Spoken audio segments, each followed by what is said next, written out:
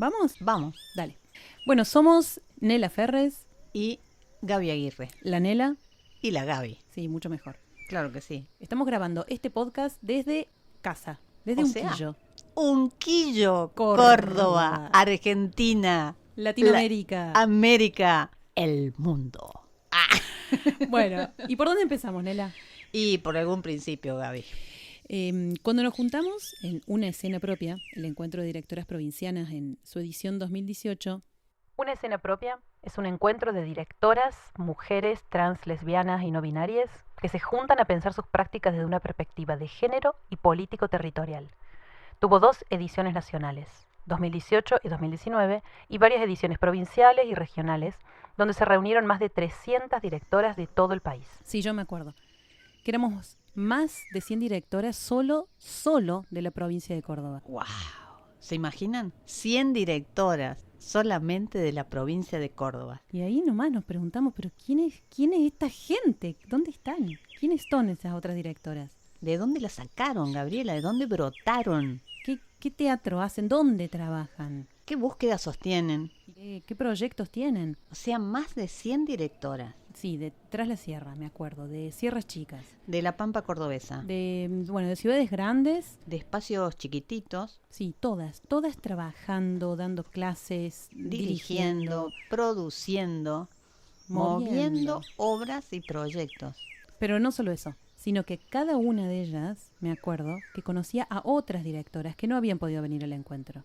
De esa multiplicación armamos un mapa, ¿te acordás? Sí, tremendo, enorme, un mapa enorme, en el piso muy grande. De toda la Argentina era el mapa. Sí. Y ahí escribimos nombres de colegas y referentes que trabajaban o trabajan en el país. Sí, fuimos llenando el país con un montón de nombres. Y entonces este podcast busca recoger algo de esa multiplicidad antes desconocida. Que busca volver red esa información antes fragmentada. Que nos alimenta la potencia de reconocernos. Y de ponernos en el mapa.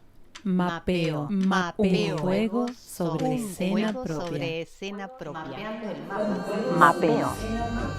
Mapeo. Mapeando mapa. Mapa.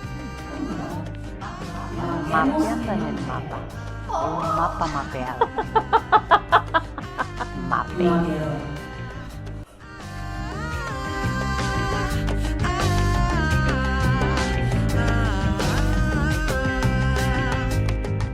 Bueno, y ahora sí, Empezamos. empezamos de verdad.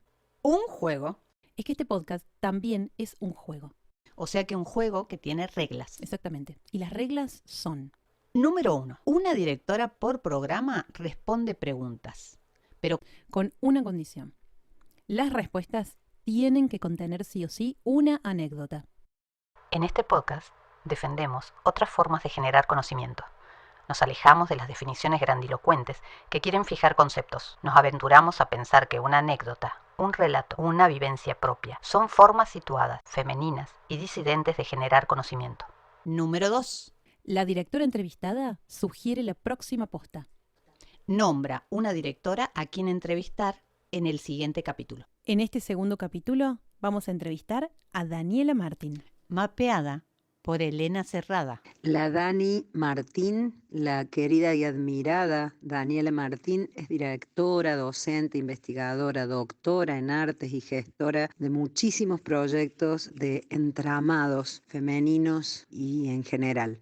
La conocí en un encuentro de creadores hace muchos años, cuando ella aún era estudiante de la universidad. Me fascinó su risa, sus ojos con hambre de comprender y aprender, y ella me fue devolviendo la magia de algunos gestos y prácticas femeninas que yo había desechado y desvalorizado, como bordar, tejer, cocinar. Compartimos dolores, algunas muertes, el gusto por la comida picante, el amor al teatro, a viajar y a muchas otras cosas, y realmente es para mí un privilegio tenerla de amiga, de colega, y saber que Córdoba cuenta con una persona con su mirada.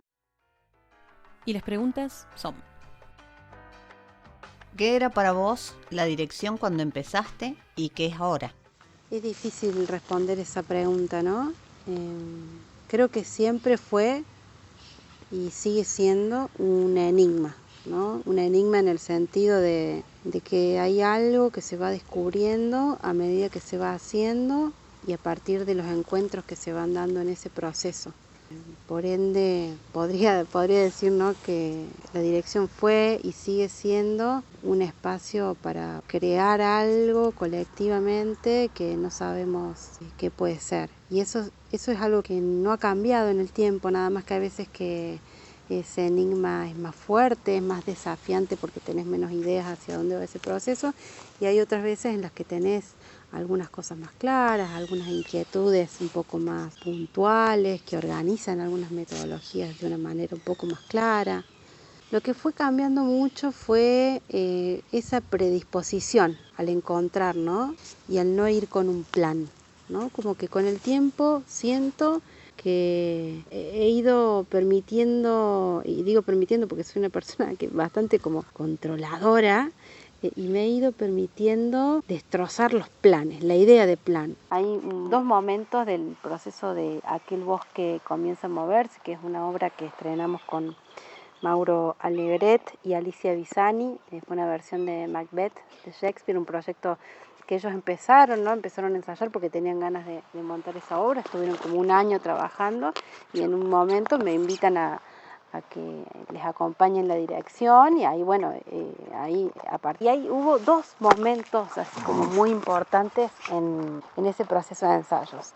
Uno fue un día que ellos llegaron, que Mauro y Alicia llegaron al ensayo y estaban así como muy cansadas, ¿no? Como con el cuerpo ahí como con una energía muy bajita. Entonces yo tenía ahí eso justamente, tenía unas pautas para el ensayo, tenía un plan para ese día.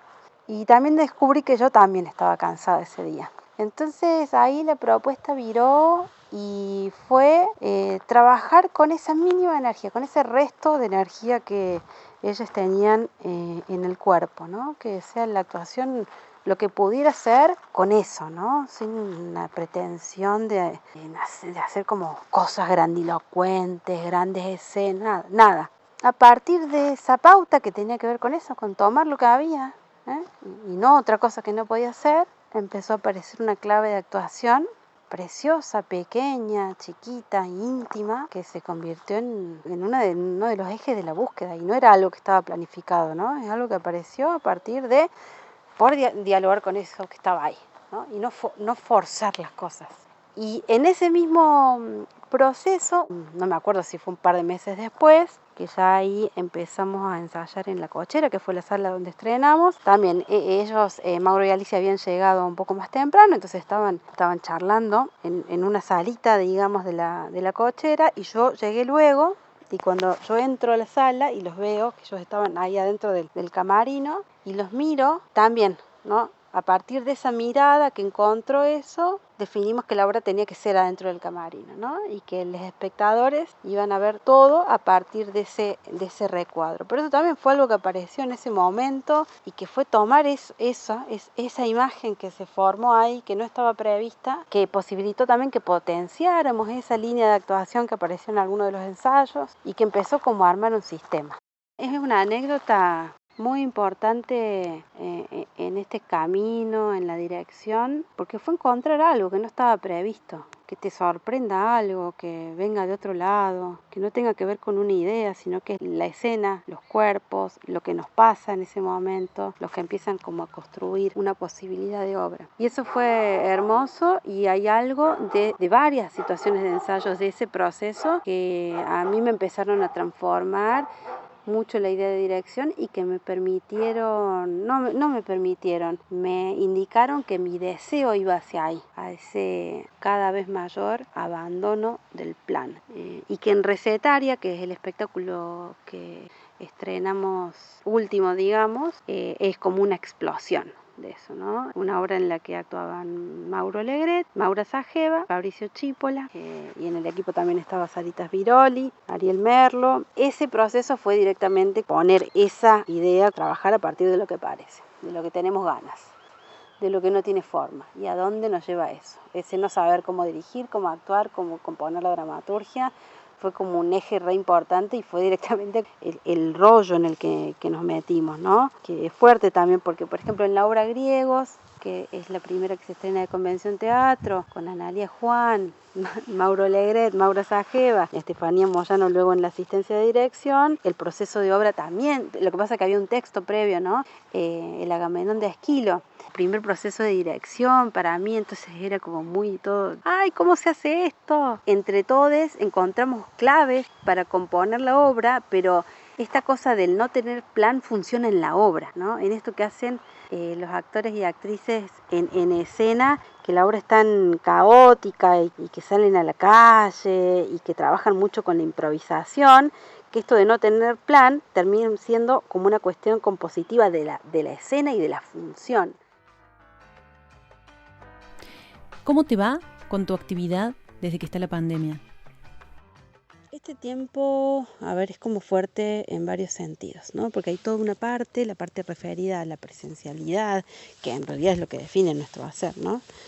Y todas las tareas que allí se realizan, el hacer funciones, el juntarse a ensayar, el girar, etcétera, todo eso que tiene que ver con la presencia intrínseca de nuestra actividad que se ha visto detenida, es un bajón, digamos, en muchos sentidos. Es un bajón en cuanto a las definiciones políticas sobre qué es esencial y no en una comunidad, que esa es toda una discusión súper fuerte, ¿no? Es un bajón también porque todo este parate ha significado, económicamente un desastre para muchos hacedores, pero también a mí lo que personalmente me preocupa muchísimo es esta idea en esto de que hacemos un arte de la presencia, de qué pasa con este cuidado y este distanciamiento que es necesario por una cuestión de salud pública, pero que al mismo tiempo afecta como nuestras relaciones físicas, corporales, ¿no? Nuestros modos de encuentro, nuestros modos de acercarnos al otro.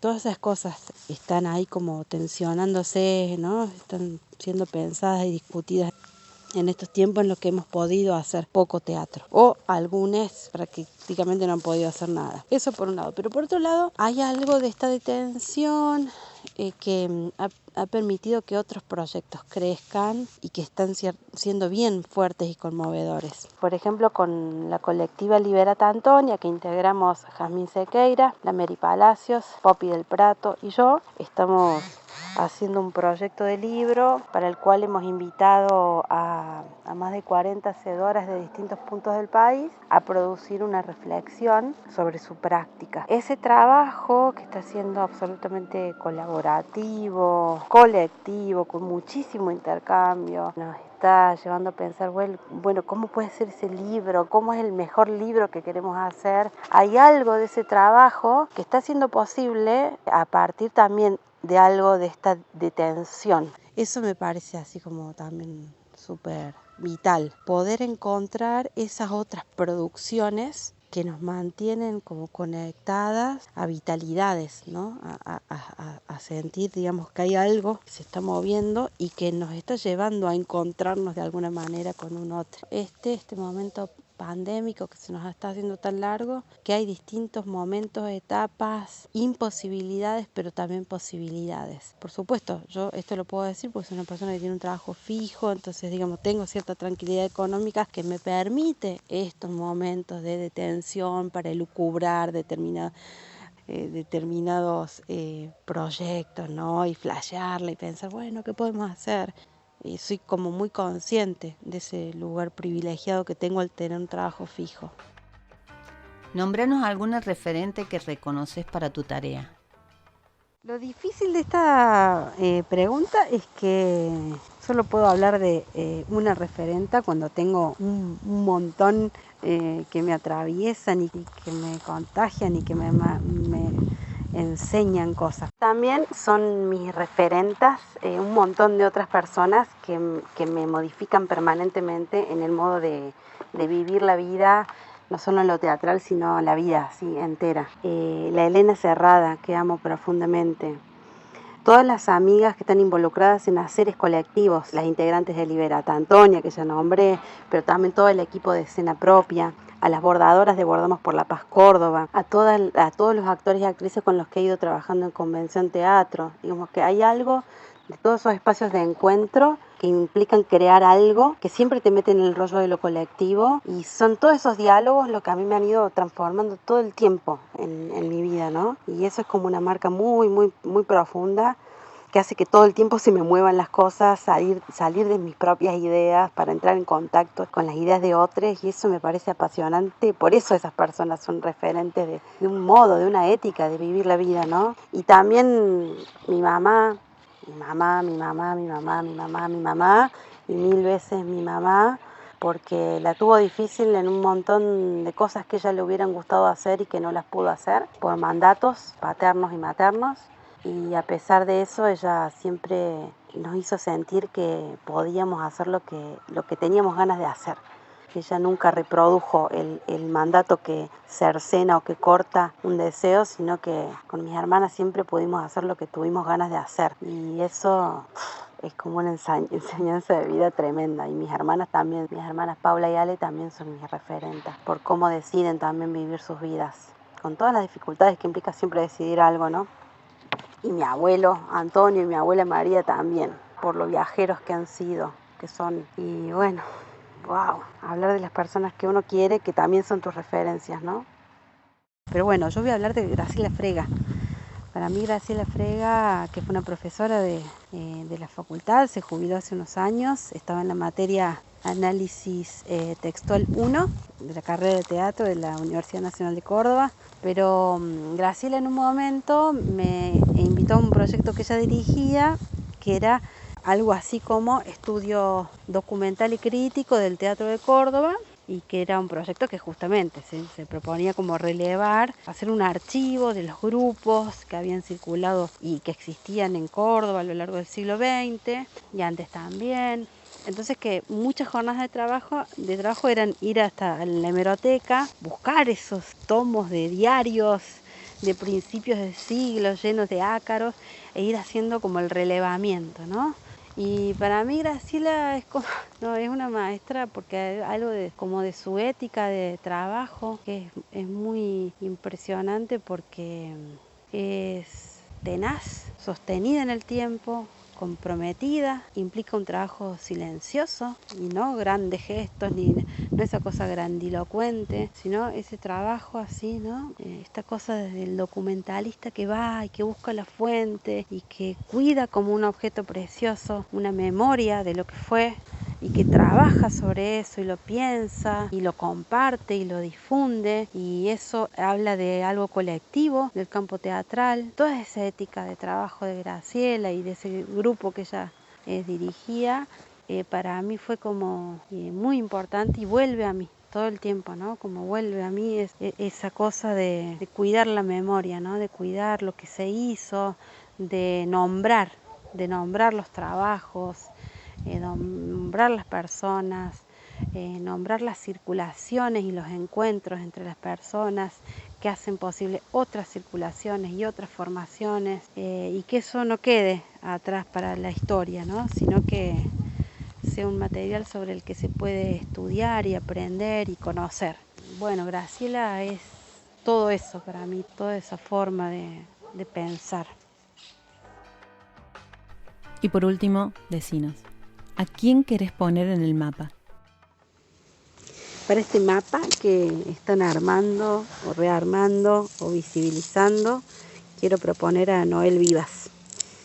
Noel Vivas es una directora joven, una creadora que admiro por ese deseo que ella tiene, ese deseo y esa acción concreta que tiene de armar espacios, de hacer circular, ¿no? De hacer circular materiales. Está en un camino súper interesante, que es de buscar, como digamos, cuál es la forma escénica que a ella la moviliza, los decires, las actuaciones, los sistemas de composición escénica que la movilizan. Está como en esa búsqueda, y en esa búsqueda va generando contagios, como decía recién, ¿no? de materiales y formas de habitar los territorios por los que va transitando, ¿no? Ella con su pareja, la Poli Peresini, ¿no? Hay algo de esa dinámica que generan juntas, está en la búsqueda de algo, pero en esa búsqueda van accionando y van trazando, tramando, accionando y poniendo gente junta a imaginar modos de estar y de crear escenas posibles. Así que a la Noel que la adoro por el laburo que hace.